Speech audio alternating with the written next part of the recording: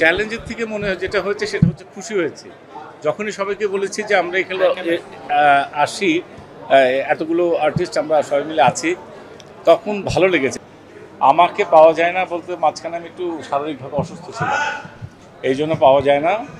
আর হচ্ছে ভালো, আমার পছন্দ, ভালো যে বলবো না, যদি এরকম ক্যারেক্টার চরিত্র না পাই আমি আসলে অভিনয় করতে খুব বেশি আগ্রহ পাই না, কিন্তু আমি অভিনয় করতে চাই, এই জন্য দেখা আমার।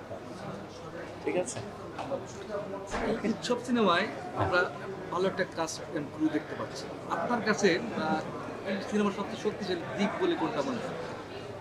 আমি জানি না, আমার কাছে মনে হয়েছে যে প্রত্যেকটা ছবি তো সবাই যারা পরিচালনা করেন কষ্ট করে, প্রডিউসাররা কষ্ট করে, সবাই চায় যে সেই ছবিটা যেন ভালো হয়। আমি এখানে উৎসব ছবির ব্যাপারে যেটা আমি অন্যান্য আর্টিস্টদের গ্রেটফুল জানাই যে এটার সবাই এসছে, সবাই কাজ করার চেষ্টা করেছে। তানিম ইনশাল্লাহ ভালো করবে, সবাই আমরা চেষ্টা করেছি। একটা পারিবারিক ফিল্ম, যেটা অনেক সময় হয় না। এখানে ইমোশন আছে, এখানে হাসি আছে, কষ্ট আছে, গল্পটা আছে। উৎসব নিয়ে আশা করি ভালো লাগবে, এইটুকু বলবো। চ্যালেঞ্জের থেকে মনে হয় যেটা হয়েছে সেটা হচ্ছে খুশি হয়েছে।